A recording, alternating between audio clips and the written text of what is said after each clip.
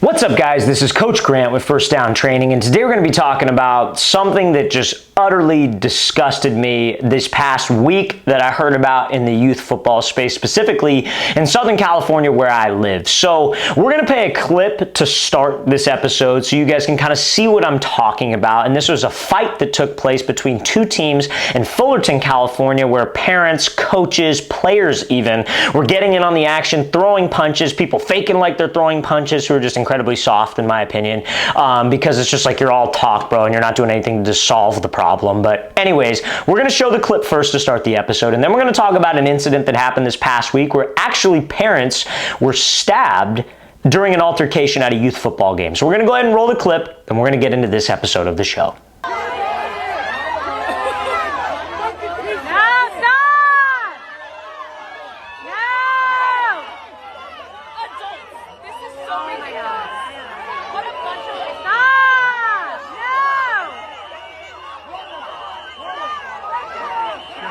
So yeah, there's a lot to unpack there because it's just, there's so many problems on so many levels that I want to discuss with you guys today. Because you guys know my opinion on a lot of things with youth football.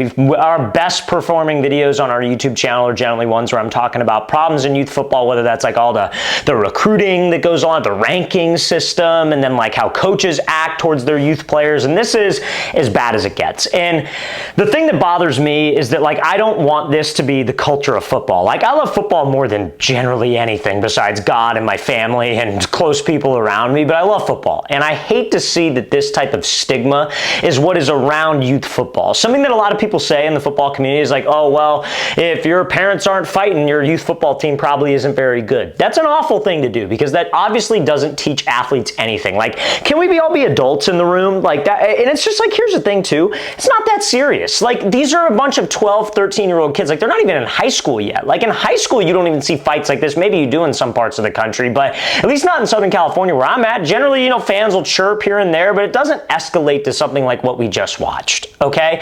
Now, number one, what you are teaching your kids in this moment as parents, as coaches, as people of authority, is you are teaching your kids that anytime that you face some type of adversity, anytime that somebody says something that maybe you don't like, anytime you feel disrespected, to act violently and have no self-control. Here's my problem, and this is why I'm very passionate about this topic, is because I felt like I grew up in a pretty normal household. I have two fantastic parents, and they were always there for me and always taught me a ton of lessons, taught me how to react in certain situations, taught me how to healthily respond to adversity, healthily respond to when things don't go my way. And when you're setting this example for kids, guys, your brain isn't fully developed until you're like what? Like 21, 25, like somewhere in that range.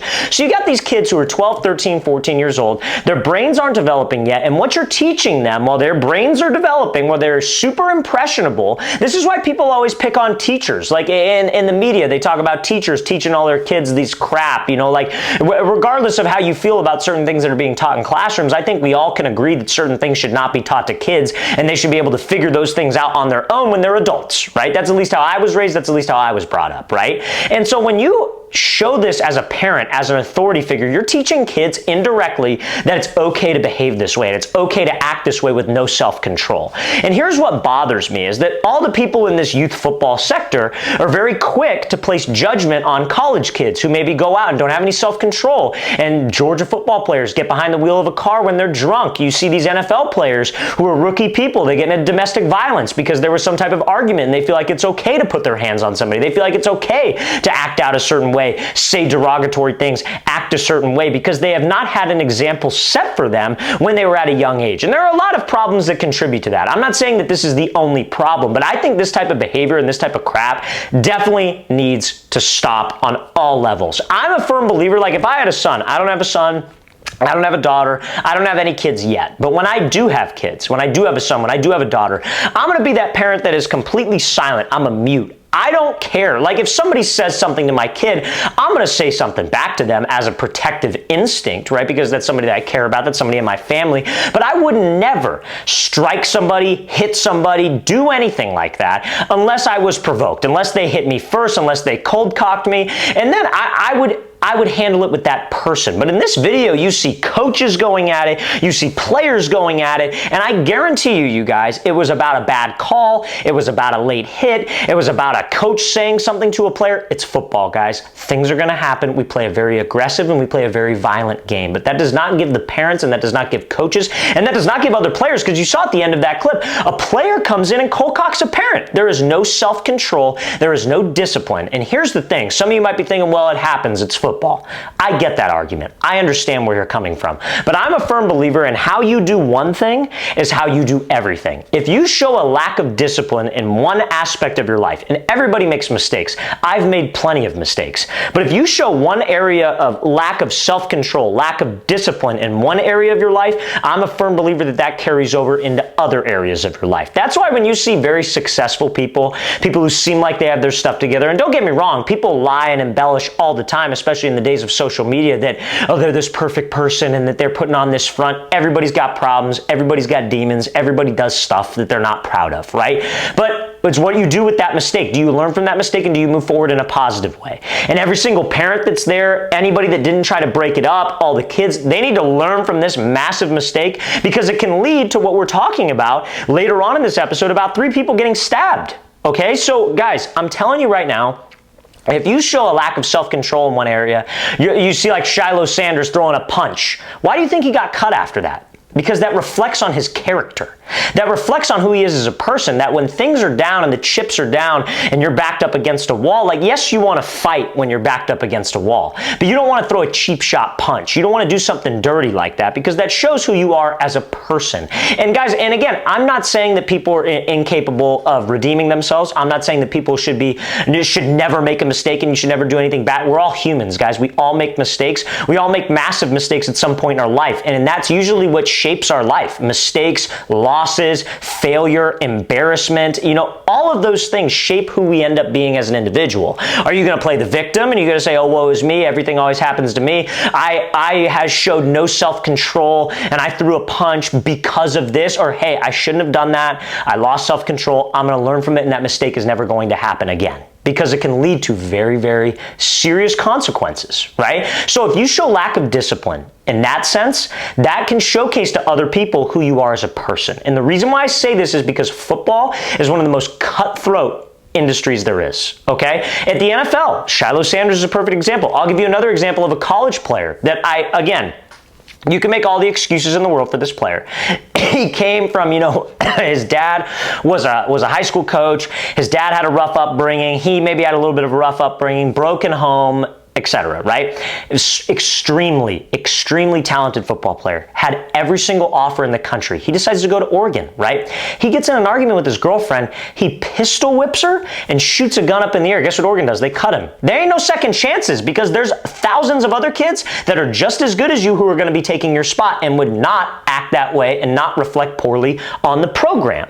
It's the same thing, guys, because what are we trying to do here with youth athletes? Are we trying to just like win the youth championship and go to Florida and brag about how we got a ring and post it on Instagram? And guess what? Next year, nobody cares. Like, nobody cares. Nobody cares what you did yesterday. Nobody cares what you did freaking 6 months ago at the Florida championships or wherever the hell you're going. What are we trying to do here? Are we trying to get these young men or these kids ready for high school ball? Teach them how to have discipline, teach them how to have self-control, so when they face real adversity, not only in high school, not in college, but in the real world, how are you going to react? Are you just going to have this outburst of anger and you're going to start throwing punches? You're going to start freaking out, tipping stuff over? Like, how are you going to respond when the chips are actually down? Right? So seeing this type of stuff makes youth football look horrendous. I'm disgusted in the coaches and the parents and the players on both of those teams. And not that they need my approval. I'm not asking them for like, hey, you need my approval, that's why you should act differently. That's not what I'm trying to say. What I'm trying to say is you need to do a self-inventory of yourself as a parent, as a player, as a spectator, as a coach. Am I acting a certain way that's setting the example for these young men that look at you as a role model? And if you're not, then you need to do that self-inventory and figure your stuff out and figure out like, okay, I need to change in XYZ area. I need to act in XYZ manner to show that these kids that that's not how you respond when things aren't going your way. When you get a bad call, you chirping at the ref, you cussing at the ref. When you're a player, you cussing at the other opposing side. What are you actually doing? Because seriously, guys, like, I've been around people who act this way. and they have no accountability, they have no self-control, and that's not what being a good man or being a good woman is. If you're a man, a big part of being a man, and I still have to figure a lot of this stuff out. I wouldn't consider myself, like a perfect person, right? I respond very poorly to certain things. People will say something to me, and sometimes, it gets under my skin, and I might say something back to them, and immediately after I feel guilty about it. It's like I shouldn't have reacted that way. I should have been better. I'm not perfect by any sense of the word, but I can take accountability for it. And that's what you need to show. Like, that's what these coaches need to do. That's what these parents need to do to redeem themselves, to show that their kids, this is not okay behavior. I made a mistake. I effed up. I need to do better, and then do better, because a lot of people can say it.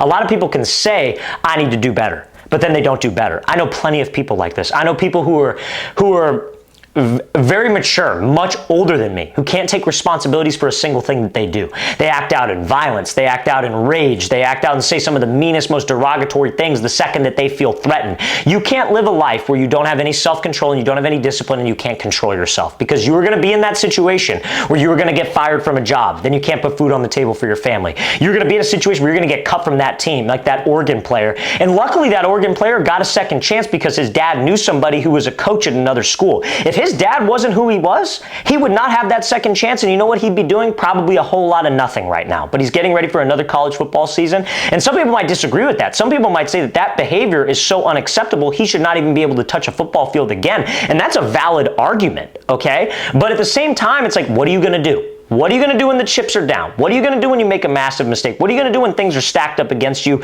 and people are saying things and people are coming down on you? How are you going to respond? Are you going to have self-control and have discipline? Because those two traits carry on with you into the rest of the world, because football will end for all of you at some point. If you're a parent watching this, football will end for your kids at a certain point. So what example are you setting? Are we developing these people? Are we developing these athletes to be great young men in the world that have discipline, that have self-control, that have character? Or are we developing people that just like, yeah, do whatever you want and that was justified? No, we are not.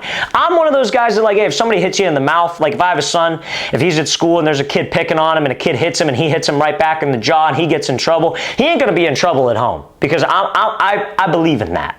Okay, I believe in that 100%. But there's a way to go about it, and you need to have self-control and you need to have discipline. And that might be contradicting what I just said there. I think that's a different situation.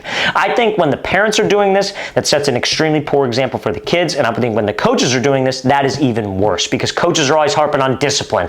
Guys showing up to practice. Discipline is facets of your entire life, you guys. It's not just I could be disciplined in these areas and not be disciplined in these areas. You need to be disciplined in every aspect of your life if you want to develop into a good young man. So that brings me into another situation. I saw this on Instagram. It was in the comment sections of that video, how they were saying, oh, now we got this in Fullerton, and last week 3 parents got stabbed, or coaches got stabbed in an altercation at a youth football game in Southern California, by the way.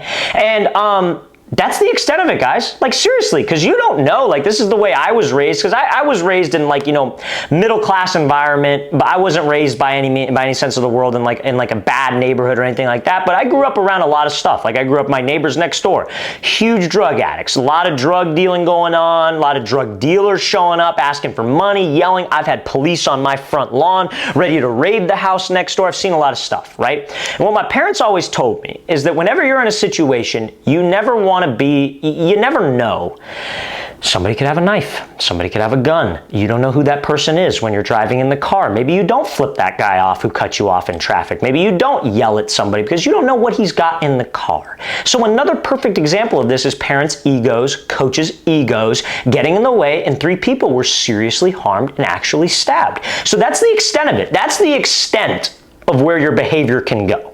And now seeing somebody get stabbed as a child is a pretty traumatic experience, and I don't think anybody wants to put their child through that. I would assume that you'd want to protect your child from that type of stuff, and that's why they're in sports in the first place. They're not out getting into trouble. They're not out making bad decisions. So I just think that as parents, as coaches, you need to do that self-inventory of yourself, because what example are you setting? And it's a perfect example in that video right there. A kid jumps in and starts throwing punches because he saw his dad doing it. He saw his head coach doing it, people that he looked up to, so he thought it was okay. Regardless of what the situation is, I don't think it ever needs to come to that, okay? So that's all I'm going to say on that, you guys, and I hope that you kind of take my words here and understand what I'm trying to get across to you and the point that I'm trying to make to you, okay? Now, fellas, we're going to get into some current events. Then we're going to be talking about the current event that we're talking about actually applies. It's Deion Sanders talking about There's like a dress code with this players. I'm going to read it in a second, and then we're going to get into some of your guys' questions that you left on a previous episode of this show. So seriously, guys, appreciate everybody tuning in. But before we get into that, if you are a quarterback or wide receiver watching this video and you would like to train with myself and my staff of coaches this offseason, we are going to be traveling out to 15 different U.S. cities across the country for 2-day-long QB and wide receiver training camps. Guys, we limit our spots for these camps so we can work with each athlete individually and help their skills improve. Our camps are all about improvement. Our camps are not about recruiting. We don't have college coaches there. We're not sending your times and your scores and your film to college coaches. We are simply trying to improve your skills, make you a better football player, and make you a better man. So guys, if you're interested in coming out, go to that very first link in the description below. Our next camp is going to be in San Francisco, California. Then we'll be heading out to Orlando, Florida, Phoenix, Arizona, Columbia, South Carolina, Seattle, Washington, Oklahoma City, Oklahoma, Nashville, Tennessee, Milwaukee, Wisconsin, Austin, Texas, Atlanta, Georgia, Columbus, Ohio. After that, we'll be going to Boston, Massachusetts. Then we'll be heading out to Salt Lake City, Utah, and finishing it off in Los Angeles, California. So guys, if you want information local to any one of those cities, we'd absolutely love to have you out to one of our camps. Go to that very first link in the description below. That is where you can sign up. Okay, so now let's get into some current events, you guys. So current event number one, powerful Deion Sanders has a strict dress code policy for his players while they're in class this year. No slides. If I see you with a hoodie or headphones on in class, there's going to be a problem. Even on Zoom classes, he wants them proper. That again, guys, it's setting you up. That's why I love Deion. I love it. Regardless of what you say about the guy, he's very flashy. He's got the camera crews out there. He is always going to stand on his beliefs and the fact that he is trying to develop these guys and turn them into young men and like valuable members of society, right? So what he's doing is he is setting discipline. You need to show up and you need to look proper. You need to dress for the occasion. You need to be professional because, like he probably always says to his guys, football is going to end at some point. Not a lot of people are going to be lucky enough to make it to the NFL and make enough money to be able to sit on their ass for the rest of their life and not do anything. You're probably going to have to get a job. You might start a business. You might do something. Whatever you decide to do, there is a certain way that you need to conduct yourself in society as a man. And being professional, having discipline, that ties directly into what we were talking about earlier today. So you have to understand this, you guys, that Deion, the way he is running his team, what he is expecting of his players, that is how you should be coaching a team. That is how you should be getting members ready, or getting your team members ready to be young men in society and preparing them for the next stage of their life, whether that's the NFL in his case, whether you're a high school player getting ready for college, whether you're a youth player getting ready for high school, because life has a weird way of teaching you these lessons, and he is trying to instill these lessons in these young men so they don't have to learn the hard way like many people do who do not have a mentor like that. And he doesn't want them to make some mistake that's going to cost them either a lot of money, cost them a lot of time, and it's going to cost them a lot of pain. So I love that from Deion. I think that ties in directly to what we were talking about today. So now, guys, we're going to get into some questions that you guys left on a previous episode. Fellas, if you want your questions featured on the next episode of our show, do not hesitate. Post your questions in the comment section below. We always love engaging with you guys. And you guys know the deal. If you've been following our YouTube channel for a while, I read and respond to every single comment, and the best ones we feature on the episodes of our show. So guys, go to that comment section below, drop your question, drop your comment. We really appreciate all the support. So question number one from Pierre Jackson. Hey coach, how can I stay up to date if I miss 4 days of a two-a-days for vacation and I'm a freshman? So if you missed practice, you guys probably know how I feel about missing practice. I definitely like vacation, appointments. You should try to schedule it around football practice. But if you had to miss, the key is to make sure that you do not fall behind on playbook stuff. You got to make sure that you stay in shape. If you're on vacation, don't just be eating and sitting around. Do something active, do something physical, go to the hotel gym, wherever the situation that you're in, do something physical. But and can't fall behind on plays. That's our coach's worry. It's like he's not here at practice, so how is he going to learn what we're doing? Get an assistant coach's number. Get another player's number. Hey, what do we cover in practice today? What do we cover in practice? So when you come back, you do not miss a beat mentally. Physically, you might be lower on the depth chart. Physically, you might be a little bit behind, but you've got to make sure that you know your plays if you miss practice, okay? So I hope that answers your question, man. Appreciate you asking that. Next question. From something I don't know how to say, R6L. Coach, I'm currently going into my junior year and my season starts soon. What can I do to start as a varsity receiver? So if you want to be a varsity player, the key is probably to work on your speed and your size. You got to make, because again, if you're going from freshman ball to varsity ball, JV to varsity, the biggest difference is the size of the players and the speed of the players. So you got to get in the gym, you got to eat during the season, you got to make sure that you're keeping your weight up, and you got to make sure that you're training your speed so you can stay up to the speed of the game. Secondly, you got to understand that as an underclassman, underclassmen, you are probably, well, if you're like a junior, if you're not starting, you got to understand that, okay, I'm not starting. That's the situation I'm in. How can I get out of this situation? A lot of guys spend so much freaking time complaining about the situation that they're in rather than putting action into the situation they're in. If you got people around you that are feeding into that, like, man, you should be playing, this is crap, it's favoritism, whatever, get those people away from you or do not listen to those people because it's not helping you. You're in the situation you're in. How do we get out of it? So, play on scout team. Do really well on scout team. Try to play special teams. Try to play offense. Try to play defense. Get on the field somehow so coaches can trust you to do your job, and that will help you get more play time, especially at the varsity level. But scout team is one of the most important things that you could perform well on. Okay, so I hope that answers your question, man. I appreciate you asking that. Next question from D1 random NFL fan. I play offensive line. I was doing good. Holding my blocks, didn't allow sack or pressure. I got benched for another kid. I don't know if it's something I did wrong or if they just wanted to give him a chance. What should I do? So yeah, man, if you got benched, I would, and maybe you're not sure as to why, I would talk with your position coach or your coordinator or your head coach and just like, don't be upset. Don't come at him with like, hey, I don't understand why I got benched. Why did I get benched? Be like, hey, coach, like, listen, I would love to get some more play time. I want to help the team the best I can. What can I do to earn my way back into the starting rotation? Make it about earning it because there's a reason you got benched. There's no way they just benched you for no reason. And you may not know the reason, but it might be something. So you'd be like, hey, what do I need to improve on to get some more reps? And they're going to tell you what you need to improve on if you're professional and you speak to them with respect. And when they tell you that, that should be your primary focus. In practice, I need to show them that I can do X, Y, Z that they're expecting of me. You do those things. You do those things well. You come back at them like, hey, coach, I feel like I improved in those areas. Do you think so? Would it be possible for me to get more reps? You need to bring something to the table when you were talking about playtime. If you're just complaining about playtime but have no course of direction, you have no like plan of action, you have no like, hey, I improved in these areas, what can I do? Coaches aren't going to take you serious and they're probably going to get a little frustrated, okay? So I hope that answers your question, man. I appreciate you asking that. So guys, that does it for this episode, but seriously, I appreciate everybody tuning in. Hope you guys got some value out of this. Hope you learned some lessons from this, but seriously, if you guys have questions, comments, like I said, do not hesitate. Post that in the comment section below, fellas, but we appreciate you tuning in again, and we'll see you guys next time.